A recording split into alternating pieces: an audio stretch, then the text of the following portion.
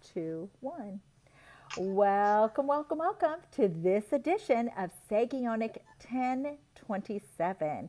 Today we have an incredible guest that I got to meet about 2 years ago. Was the first time I got to meet this brother right here, and I'm very excited to introduce him to you. However, before I introduce him, I would like to tell you a little bit about our program. So the name of our program is Sagionic 1027. Sagion means wisdom carrier, and Sagionic means movement by movement in time. So our desire here at Sagionic 1027 is, how do we take the minds of business people, the wisdom insight that they've learned, business integrity that they've learned, generational thoughts that have been passed on, community wisdom tidbits that have been passed on to them. How do we take those minds and display them? Of course, they're attached to a human being, right? How do we display those minds for others so that others can gain or perhaps not make some of the similar mistakes and advance forward in whether it be their passion, their dreams, their visions, or perhaps it's just a job. Even like my husband, he's been in the same company for 31 years. To me, that shouts business integrity. So with that in mind, I would like to introduce my guest to Bob Johns and his dog. The dog is like, I want to be part of the team. I would like to introduce everybody to Bob Johns. He is the 5th generation of pea farmers, and he lives in Eastern Oregon.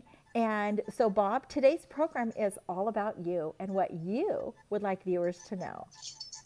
So welcome. Thank you. It's good to be with you.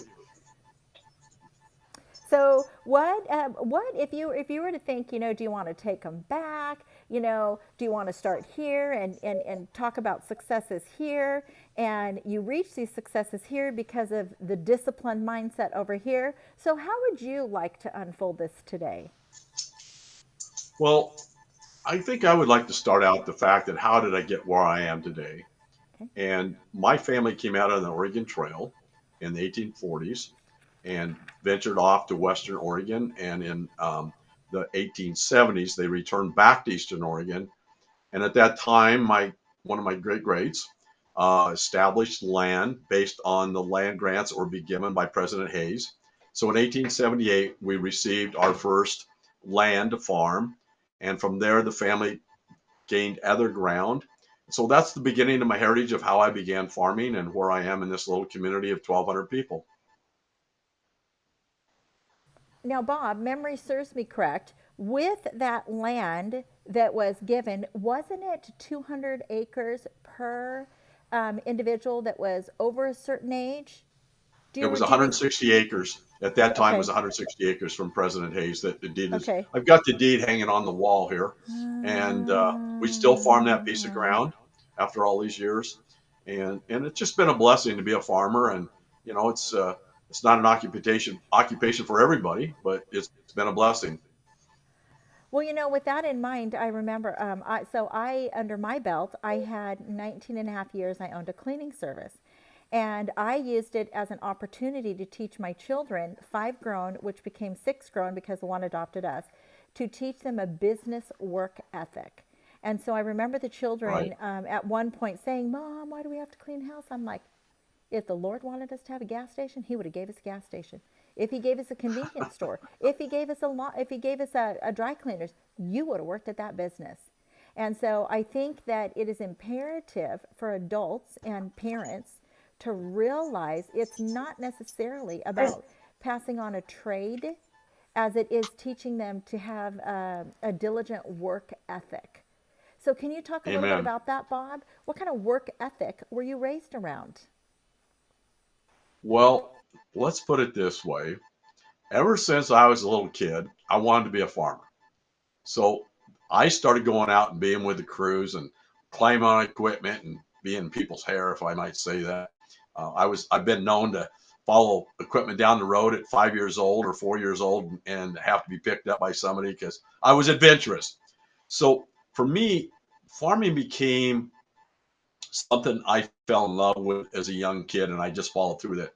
So I started work at 12 years old, going out in the fields and getting on equipment in the dirt and long, hard 12-hour days. I think my first hourly wage was $1.15, and for $1.15 I got fed breakfast and got lunch and I got dinner. And so those were long 12-hour days, working in the pea harvest and being around people. But I loved it, and so I guess I didn't really see it as hard work. There were days I wish I wasn't out there when it was hot and dusty and maybe thirsty because we ran out of water. But my heart fell into the occupation and to the love of that. And from there I grew older and through my high school years and college years continued to work on the farm. And so after college in 1973 from Oregon State University, I graduated with a degree in agronomic crop science. I chose to return to the farm, and I had a job to work for the university. I was going to work for a Dr. Warren Cronstad, who at that time was a well-known plant breeder all over the world, and my dad outbid him for wages. So I returned to the farm. But we talk about discouragements. When I returned to the farm in 1973, I had a vision how I was going to farm with all my cousins and my uncles, and it was a pretty good sized farm at the time. But in 1974, the partnership broke up, and so my dad and I started farming together, and so that was kind of a setback to my dream. And anytime there's a family separation, it's like a divorce. And so that was a rough time. I had just gotten married. We hadn't even been married a year when all that broke loose. And so that's a lesson I had to learn to do that. And my dad was through the depression. And because of that, he excuse my dog. Please give it a break. And so because of that, it was very hard on the family and my marriage. And you just one second, Jake. Okay, go. He's like, I want to be pet. I want to be pet, Dad. I want to be loved on. He's very demanding, and so you did ask some questions, and that was a very stressful time for my life. That was in 1974, and so as I went through that approach, and I had to struggle because I was in the church, and one of my uncles was there, and there was lawsuits going on. It was just a real roar, and I was having to rely on my pastor for wisdom. You have communion together, you share together. How do you work through all this? And so that was a very trying time.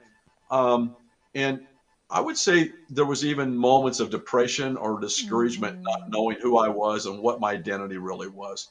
And so that made it tough. But we're getting back to the identity of like, I was taught you put in a 12-hour day, and that's just the way it was. And so I developed that attitude, and my dad was in it with me. He had long 12 hours. Sometimes they were 20-hour days in the pea harvest. But you know what? That's just the way I lived. And it was hard on our family at times, being away long hours all day. Sometimes I was up 24 hours. And so, I just learned that you take the good with the bad. And as the family separation was good and bad. But it was at about the age of 30, I had a friend come to Athena to do a prayer seminar. And it was at that time when I was 30 that I was able to discover the power of the Holy Spirit, and then from there was able to grow more in how I did my practices as a farming. It was very difficult because my father really did not want that relationship with Jesus, and it was a very difficult time for me. But I had good mentors. I've always had good friends that I could rely on to believe in me, and that's, I believe, my basic success was using other people to be encouragers when I needed it. So that's kind of been my successful way of life. You have to know that my life in school was sports. My dad's life in school was sports. So there's a competitiveness.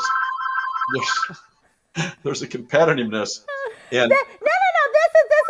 This is called keeping it real, Bob. Plain as day, so keeping it real. That's the there's a beauty of doing virtual interviews. there's a competitiveness in my family, and so when I got on that field, there wasn't anybody that was going to be better or take me on, even though I got many times taught different. I in my high school. You could play football, you could play basketball, and you could play baseball, and you could do track. And so I learned at a young age to be competitive, and even those were hard days of doing all those sports, it taught me a lesson that sometimes you have success and sometimes you have failure. So that's how I would say some of my younger life developed from there to get into the farming. And my dad, Now, coming out of let's the depression. let's pause there for a second, okay? Because this is really important. So I basically just heard you share that the first early onset development of learning to cultivate relationships came at the hand after college at a very difficult situation, right? Right. I Amen. heard you say that it's important to have good mentors and good friends, but I also heard you say that you spent time pouring encouragement into other people, probably when you didn't feel like it, and yet you still did it. So Right. you were developing character and a business work ethic that proved to be needed in later years of life. Amen. And so a thought that came to me this last, it was during my second interview, was what if the terminology failure does not exist? If we remove it altogether, failure does not exist. Instead, you try something, and if it doesn't quite go the way you want it, great. Get another piece of paper, map it Right. out again. Let's take a different approach. So these are important tips for our viewers to understand, because this interview is not about peas. It's not about being a farmer. It's about the business work ethic. So Right. take it over from here. Well, you know, when you're in a business and things aren't working, you can imagine how many times we had crop failures. You Mm-hmm. can imagine how many times markets did not go our way. You can imagine how many times that we thought we had the answers and we didn't. I can remember and I believe it was 1978, we had a total uh, disaster from a disease that hit the crops. And I can remember getting started in harvest in wheat harvest and having rains hit, and we had crop damage because of sprouted wheat. So I can remember many failures. But I think to be successful business, you got to go beyond failure and look at the opportunities for success. And without that, you lose hope and you lose faith, and it can become very discouraged and lost. I was raised as a father that was raised in the depression. So in the back of his mind was always the fear of loss, the fear that it will be all gone. And so I was working under pressure. But I had to develop for myself and get beyond my dad's own thinking that nothing's impossible with our Lord. And I had to become a positive thinker versus the fear of loss. And I think that's what helped me be successful. And I had other people believed in me to believe that same way. And you're only successful, as I believe, as the people around you. And so having the support of my wife, my parents, pastors, elders, friends, that's how I believe I was able to be successful, even in the times of feeling like failure or discouraged about I battle, I'll be honest with you, right up front with everybody. I've battled anger through all these times, that insecurity of not knowing how much I was able to control or wasn't. And so finally, after 10 years of counseling for anger, I began to see that the sad part is angry people have nobody to blame for themselves. I can blame others, but I have to accept the responsibility. I'm the only one to control really the situation.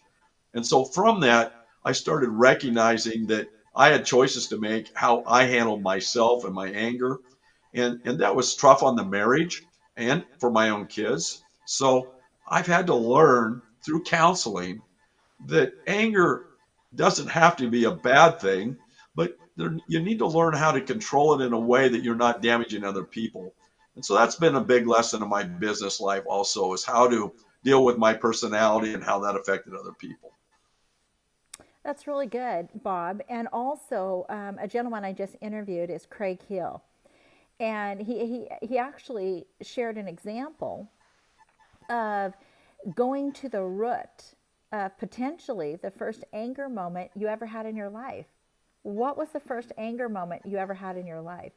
And it'll be an encouragement for you amongst other viewers to see this interview with Craig Hill. But it's interesting how the theme for this day happens to be, even though they'll be broadcast at different times,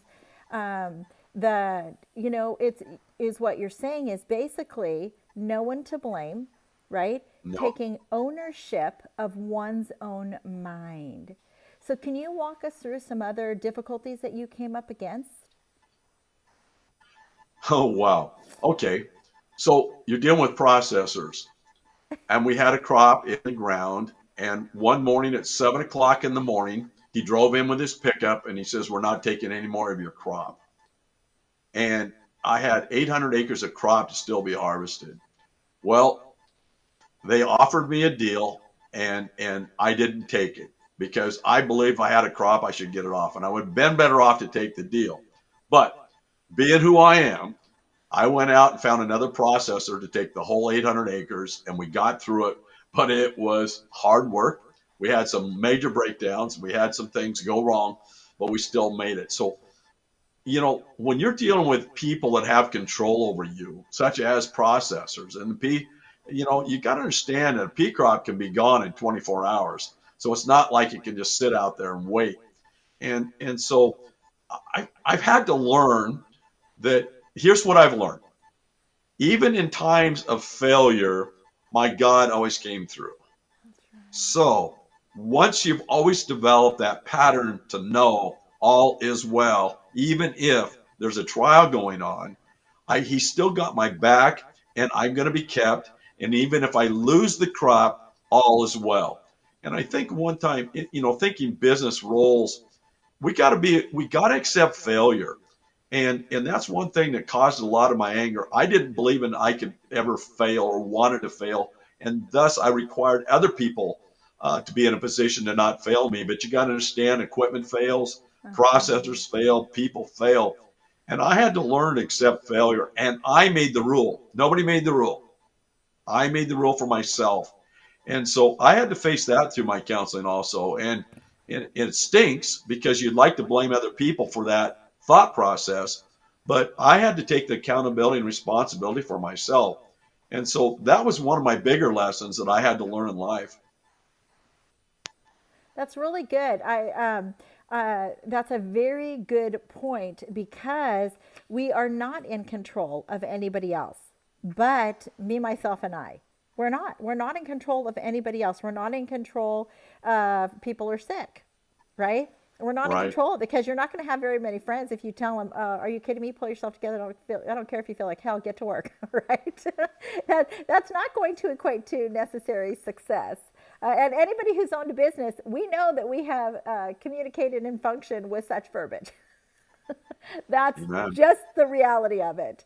Um, but that it's so important, and so think of this for a moment. The thoughts in your mind, would you say the thoughts that are filtrating through your mind very well dictate your success or your failure in business? Amen. I just did a study on a book by Louis Giglio, Don't Let the Enemy Have a Seat at Your Table. And, I don't think we realize that mind of Christ that we have and what we need is in there. And I think that what the key is, I have to know at all times when I'm getting depressed, I'm getting angry and stuff. I'm allowing the enemy to have a seat at the table. And King Jesus says, "Come to the table, you and I." And yes, the enemy's out there, but it's the mind of Christ that's going to keep me healthy and keep me strong. And I have to have that focus.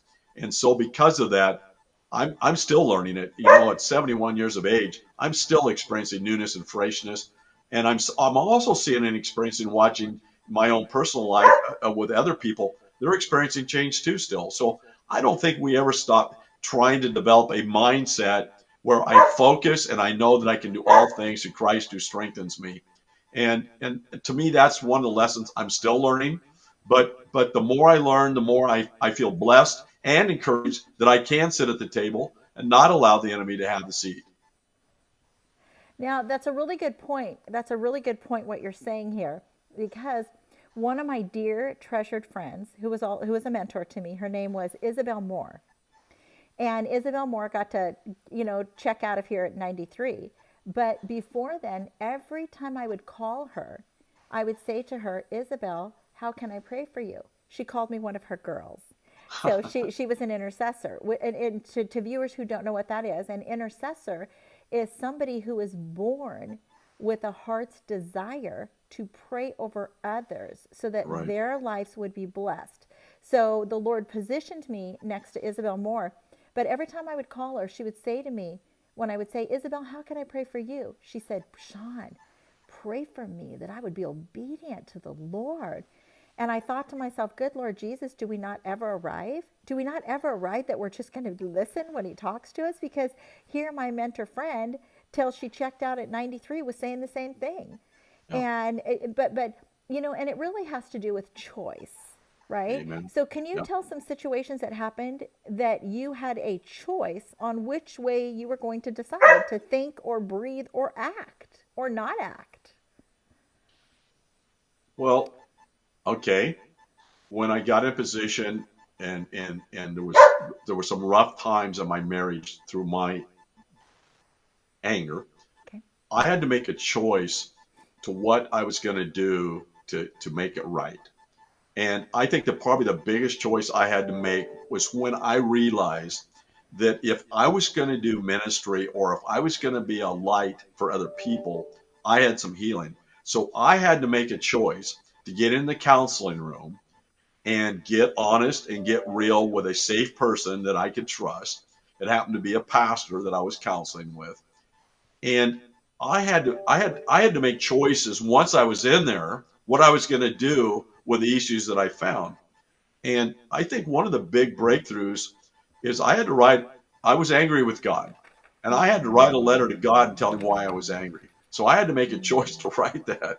Well, when you tell God you're angry with him, when you start getting honest, all of a sudden the Spirit falls on you and said, wait a minute. I know you're angry with me, but I've been through this all with you. Why are you so angry? Oh, And so by the time I got to the end of the letter, I was saying, God, I recognize now that you've been there, but I accused you of not being there. And so that's probably one of the biggest hard choices I made was being in the counseling room and writing a letter like that. I had to give things back to my parents. I had to choose to give what belonged to my parents from my childhood. And I was making hard choices. And in the counseling room, I'd get in there and I'd start to talk to the counselor about all my wife's issues, my parents' issues, the processor's issues. And the counselor would say, now, Bob, we're here about you and your issues, not everybody else's issue. oh And so gosh. that he was always on my case. And one time I Oh, went in and I was upset with my pastor about something who was supposed to have come in with me. And he says, well, where's your pastor today? And I says, well, I'm upset with him right now. And he says, well, let me tell you this. We're finished counseling today until you go make it right with your pastor. So I went right to my pastor and I said, Pastor, I've got an issue. And we, of course, being my pastor, he was a loving, compassionate pastor. And he's very forgiving towards my attitude and stuff. But, I chose, I had to make choices what I was going to do when I found out that I had an issue and it was me who had to change and not everybody else had to change. you know, it's really interesting. I remember one time asking, there's a verse in the Bible that says, and he, the Holy Spirit, will guide you in all understanding. Okay. Right. And I remember one time in my life asking the Lord, what is the root of it? What is the root of it, right? So in the female world, I would call it, there is this, I would say we are prone to judge our flesh according to what another female's flesh looks like, right? Or another Right. female's hair or her nails or whatever, fill in the blank, right? This is you're a counselor, Bob, right? You could testify to Right. this. We're prone to place judgments upon ourselves or false judgments, okay? Right. Well, I was raised by a mom who was incredibly talented. However, my mom was a 5 foot, 325-pound woman. Okay. Well, I remember one day in conversing with the Lord saying, Lord, what is the root of it? This makes no kind of sense. I physically lift weights 3 days a week, right? Oh I my. jump rope 5 days a week.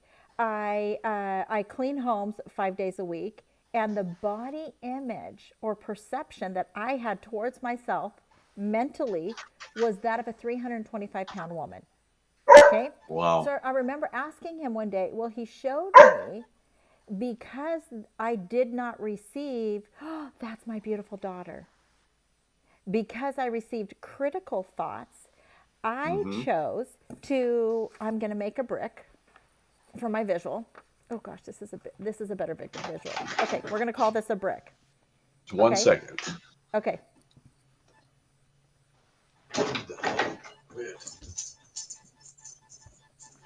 Oh, somebody Sorry about said, no, don't apologize, Bob. Somebody just wants to be in with you.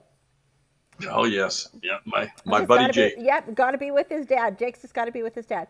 So let's pretend like this is a brick, okay? And the label of this brick says you're worthless. Well, Right. because I'm Amen. created in the image of the Creator, I'm created to be creative. Therefore, I have a creative desire to want to create. So every time I looked in the mirror, I don't even think I used to look in the mirror, right? Every time I would just glance as I walked by, the image that was created through thought after thought after thought after thought had created a tower in my mind that said I was Right. worthless. Now, let me tell you what I had to do. I actually have a physical professional gym in right when you walk in my house. Okay. Because it's our home, we could do it. Right. So, right next to the dining room, we have a physical gym. I had to completely quit working out Mm-hmm. to restore my brain, Right. and to get my brain healthy. So now share examples of now a disgruntled situation happens and you realize, oh snap, Bob better not lose his stuff again. Explain the process moving forward where you begin to implement that change. Well, I think our truth is based off identity that's based on truth. And so when we have false identities, as you mentioned with mom, or we've had Mm-hmm. others, and we can have others even in business world give false accusations against us. You can always have people that are jealous or envious of you and have that judgment state. And I think we have to have the mind of Christ, meaning I have to understand who the Father says I am and not what the world says I am. And I think to be successful in business or your walk with the Lord, you've got to determine what is true identity based on the Word and not the world.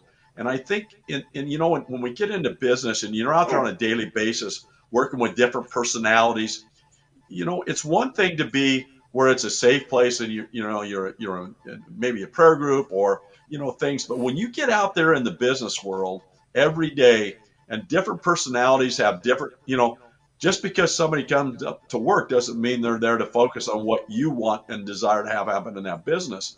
And you have to choose how you're going to see that person as still important, even though they don't live up to your expectations. So I have, and let's say we have a person or employee that does fail us, or I've had pieces of equipment, $5,000, $10,000 damage done in 5 minutes of time. What do you do with this? I would say in my early years, my identity would say that's failure.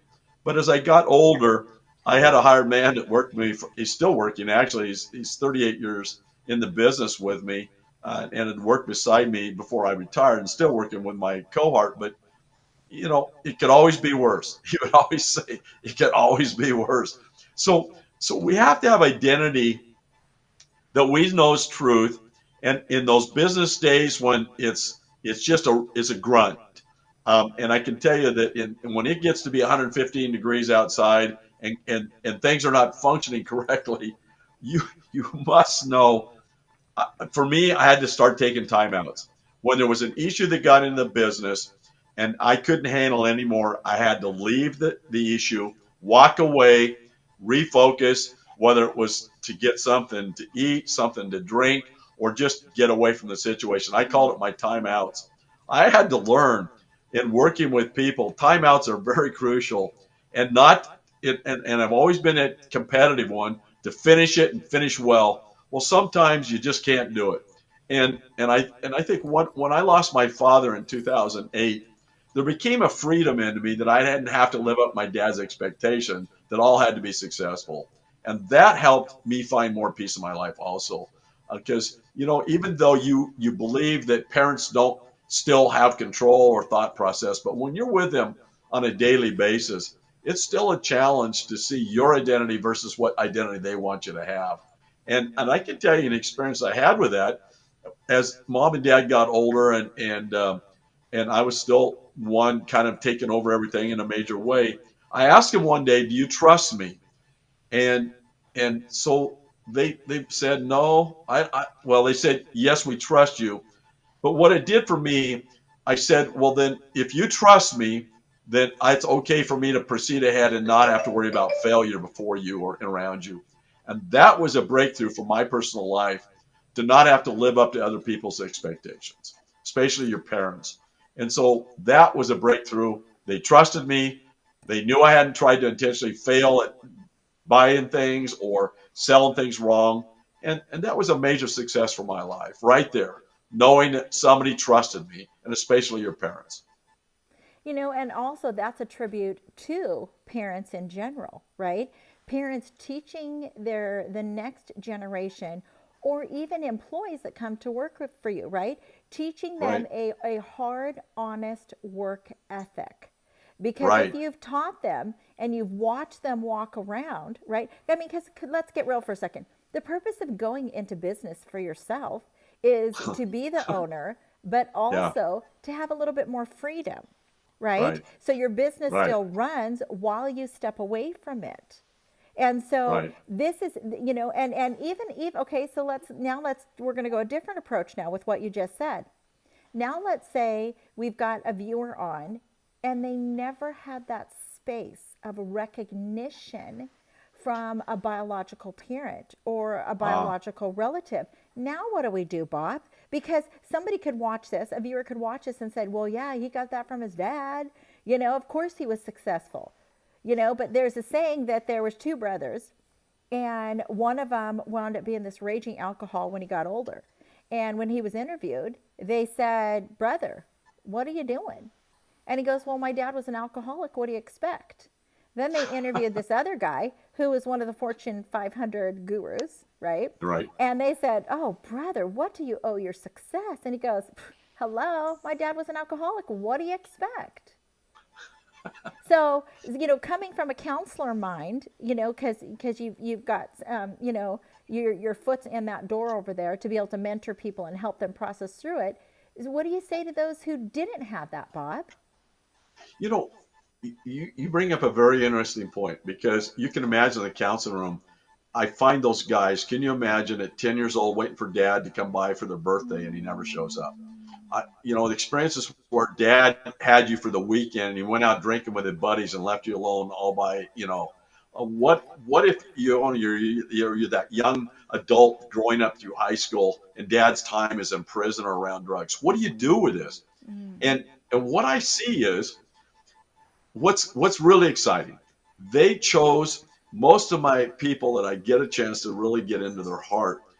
They've been protected by the Lord, and I'll ask, you seem to have survived a lot of stuff. How did you get to this place? And when they start to look back in their history, they survived a lot, and they also realized when they went on ahead and achieved things, they were successful at what they did. And so it wasn't necessarily that mom and dad weren't there for you, this and that, but there was others who believed in you. They mentored them through it. And I think that's the big break in life when we have mentors who believe in us. A counselor needs to believe in the client. The client needs to know that the counselor's there for them, believing in them.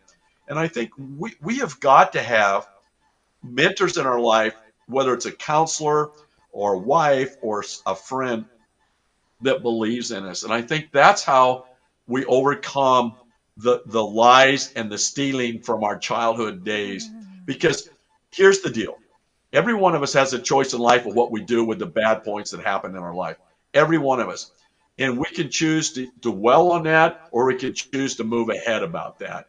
And I, Luis Palau was a great friend. And he was the type that when you met him, he believed in you. And having met millions of people, Luis had a heart to as a evangelist to give life into you.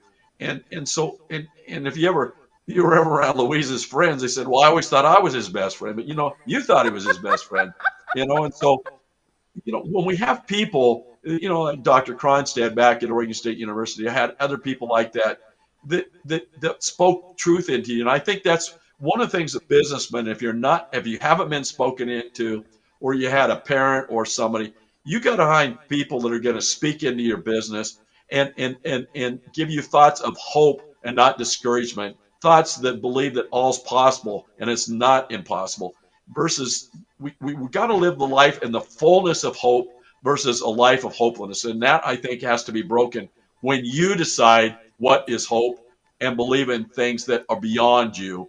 Because if we always look at the worst and the problems of the day, our businesses, I don't believe, can be successful, because all we're doing is dwelling on the negative and not the positive. And one of the things that helped me in the business once Dad was basically out of it, I had my employees invested. When we made decisions on the farm, I had them get invested in what type of equipment we should look at, or how could we do this differently.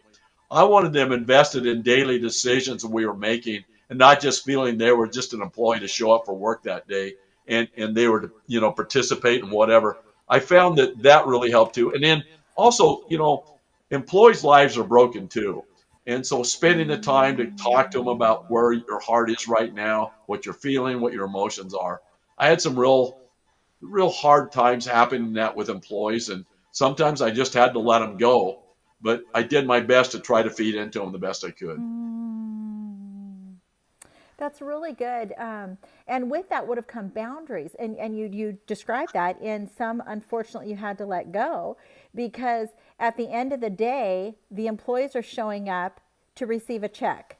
Right, Therefore, if they're receiving a check, there is a job description that is deemed necessary in order for them to receive that paycheck. right. So that's a really good point. I want to go back to talking about taking a time out.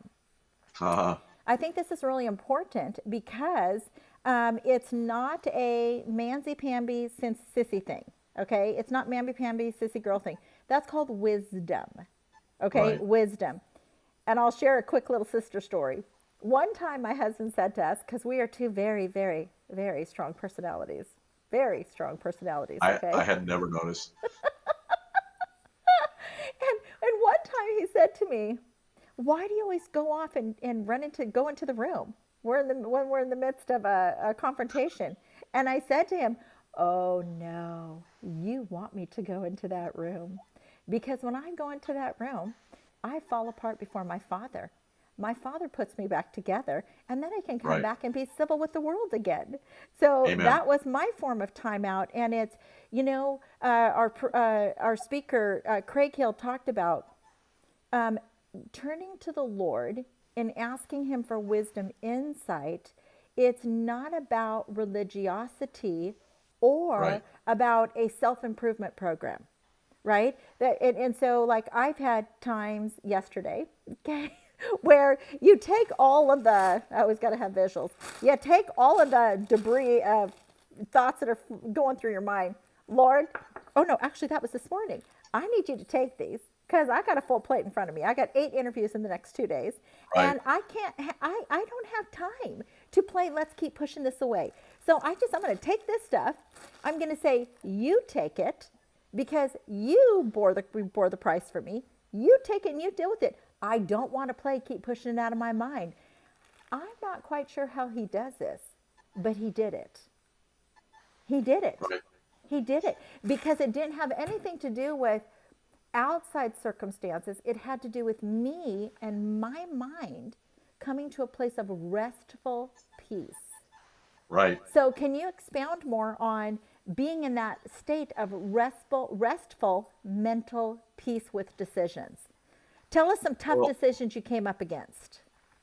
well, one of the toughest decisions, especially in the business of farming, is what crops to grow and this and that. And Mm-hmm. so when you come up against that, you've got to seek help of others. But getting back, I think there's another issue here is when you're in a business, you got to put the employees need to know you trust them.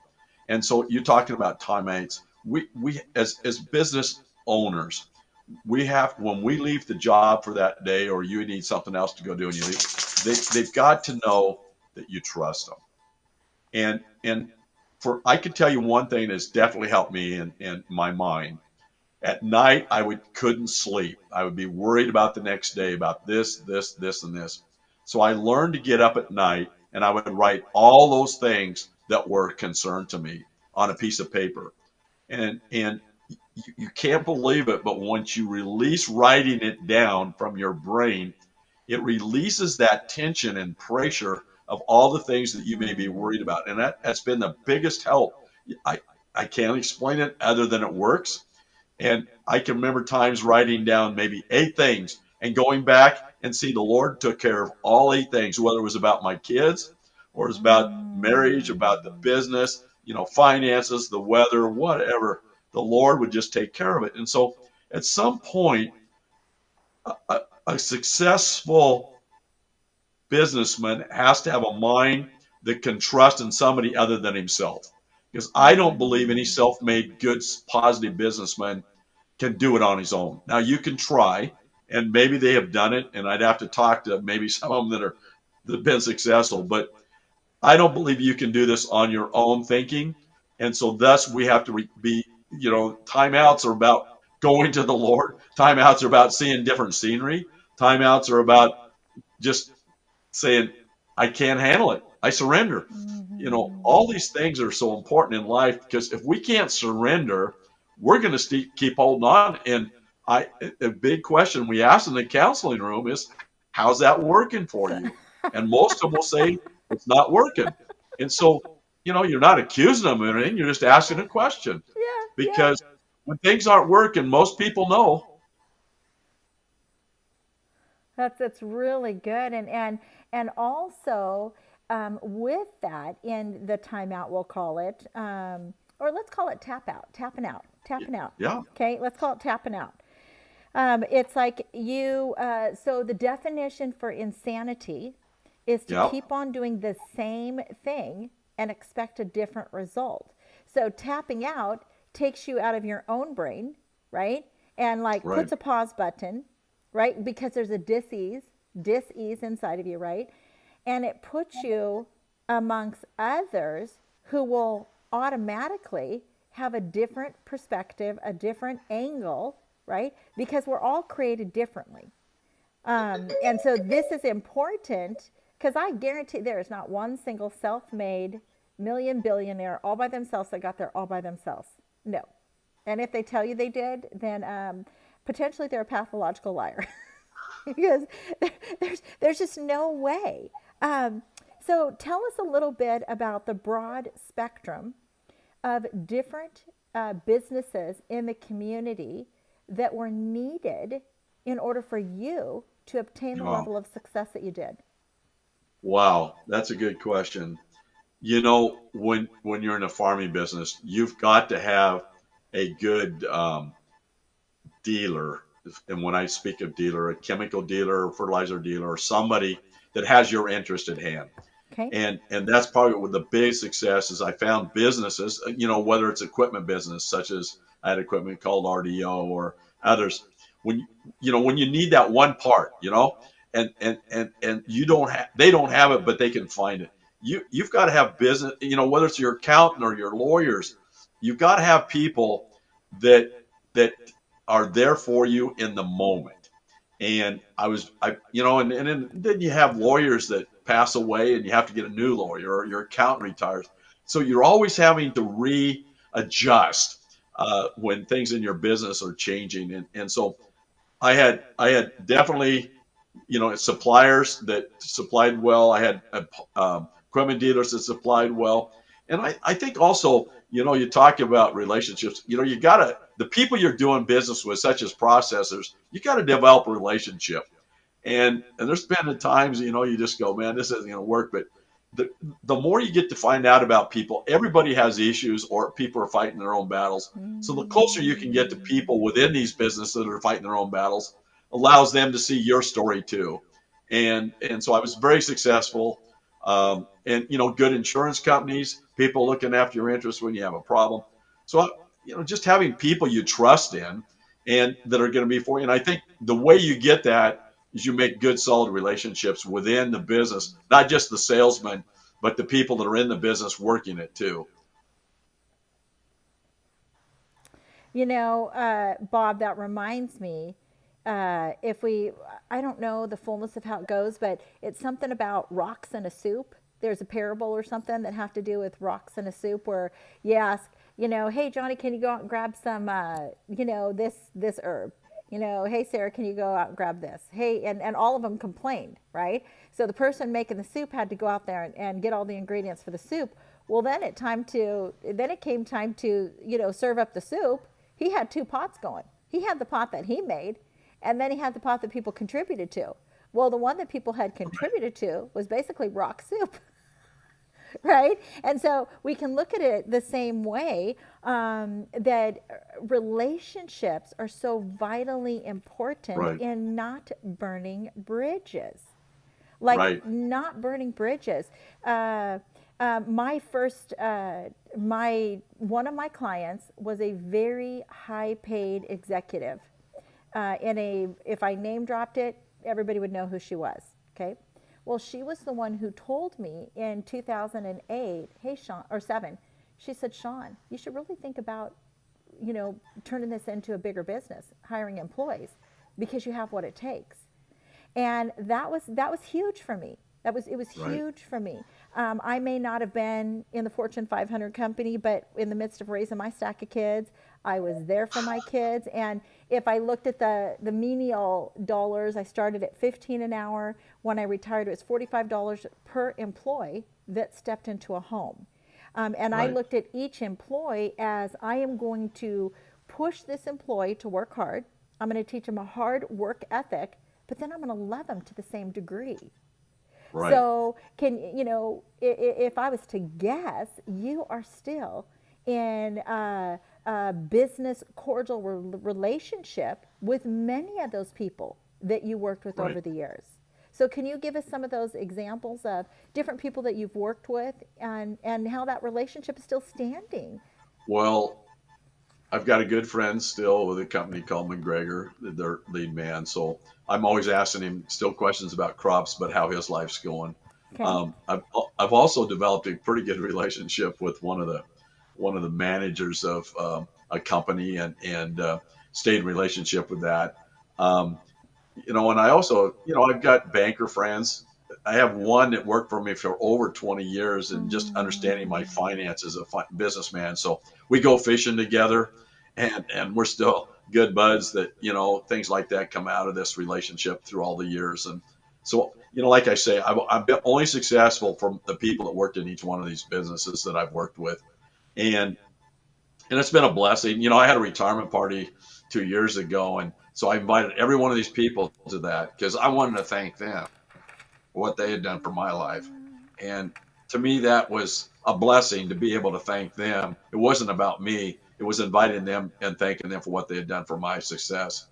And I think that we always need to show appreciation and value to those people who helped us be to where we got and whether it's in pastorships or just friends in general who gave you that encouragement when you needed it. I think you always need to be paying back or paying ahead if you can use that term, I guess. But Yeah. we need we need to value people for who they are because not everybody's having a good day today. A book that has been a success for and helped me is Joseph Prince had a book they wrote, Living the Let Go Life. And, to find peace, even when their circumstances stink, is really what peace is all about, and that inner peace. And when Jesus came in and the guys that were in hiding after his resurrection, the very first thing he says is peace, because they needed peace because they were scared. They don't know if they're going to get the same treatment or what's going to happen. But Jesus, he spoke directly. He says, peace be with you, and so I think we have to understand the word peace and what does it mean to let go of life and still trust that I'm going to be okay. I'm not going to fall apart or all's bad because I don't every day. One of my days didn't go all well too. You ask my wife that question, but you know we still choose one another to believe in one another and bless one another. And that's one of the words that's helped me. When we become accusers in our lives, we then take on the role of Satan, that accuser role. And I have Mm. found that if I bless people instead of curse people, it takes that anxiety and that wanting to get even and wanting to uh, made seem to be right. Speak blessing over people.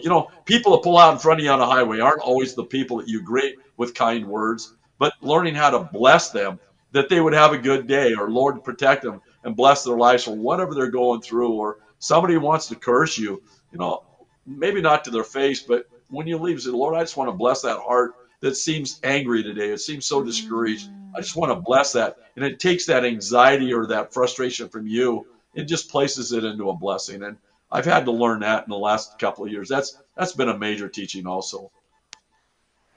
That's really even previous speaker Craig Hill said the same thing about the drivers, right? And how why would you allow somebody else's action to basically come in and rob your mental lunch for the whole day, right? Right, To literally, and then you're citing and reciting, and so you've spoken about the enemy. Okay, I'm going to turn a different twist on this for a second. Okay, so, coming from a counselor background, is it a true proven fact that people have developed mental, habitual human thought patterns?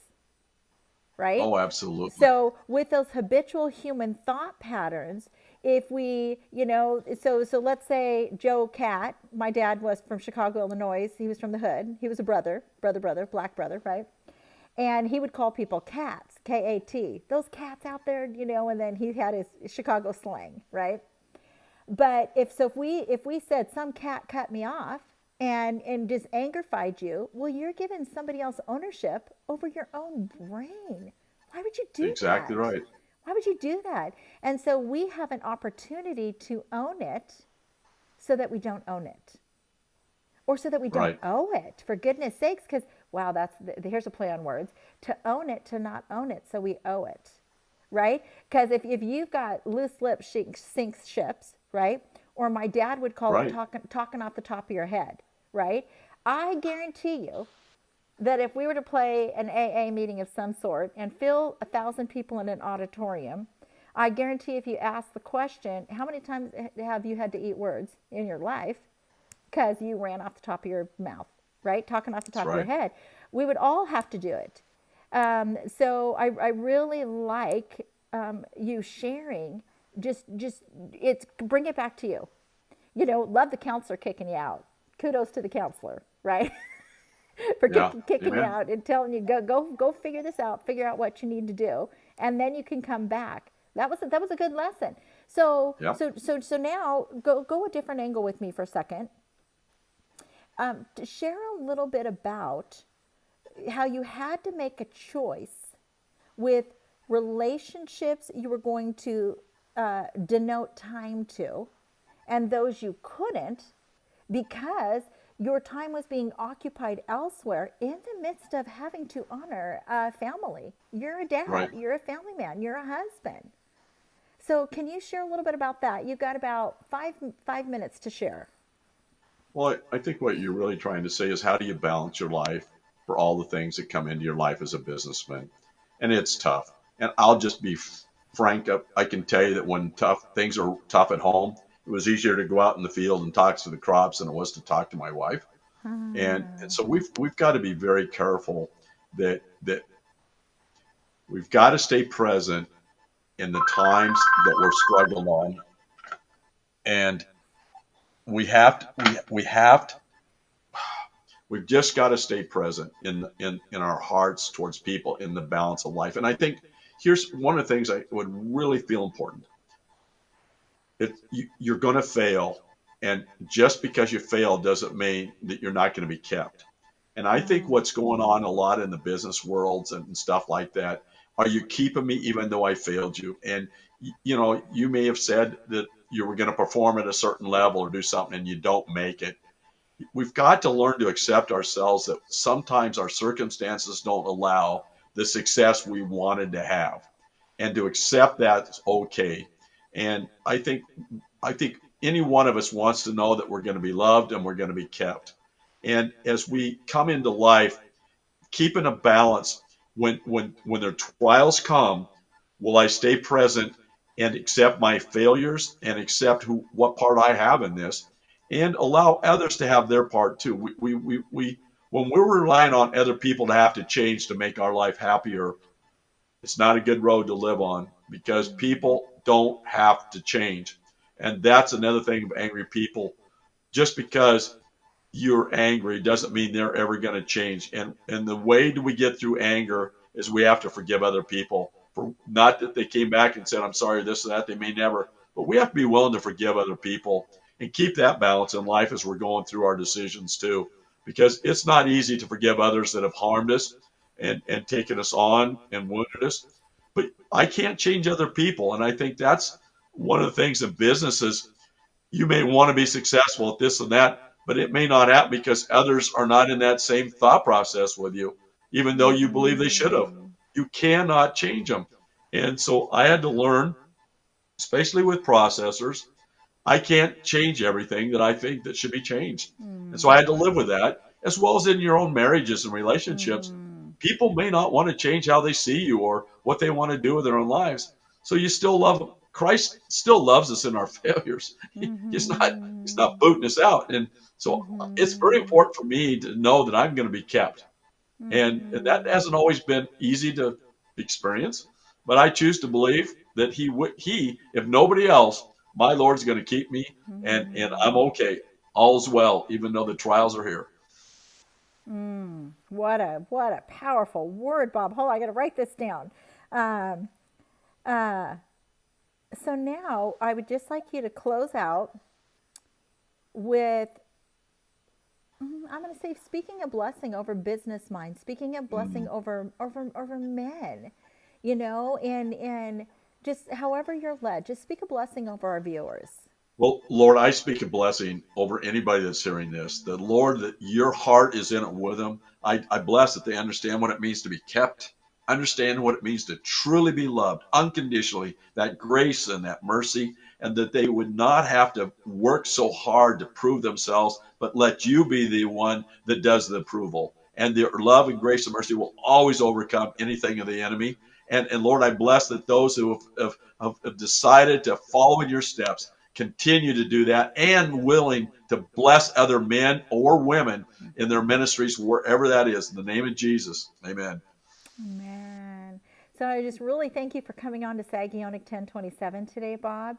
And I thank all of our viewers for coming on. Stay tuned because Bob, he probably potentially downloaded to his brain, is going to be a coaching name. He's got to take all that wisdom, insight that he and his lovely bride, Deborah, have obtained over the years in all their different business affairs. And I will tell you, Bob, that when you were going to have your retirement party a couple of years back, I'd barely known you. I came to know Bob through a virtual prayer setting with stacks of people over here in Oregon. And I remember wanting to go, but I thought, because I heard of your character, because I heard of just different little things that you had shared, and the mom heart in me was so proud that I wanted to be there in attendance. But I thought, oh gosh, Shawn, they're going to think that's weird, right? Because you're going to probably cry seeing tributes being given to all these different people that he's worked with over the years. But so I just thank you. Give honor to whom honor's due. And that's what you Right. did. You gave honor to whom honor was due over the years. And so I bless you. And to all of our viewers, we just thank you for joining Sagionic 1027. And I pass along to you. May the Lord bless you. May the Lord keep you. May the Lord make his face shine upon thee. Blessings. Bye.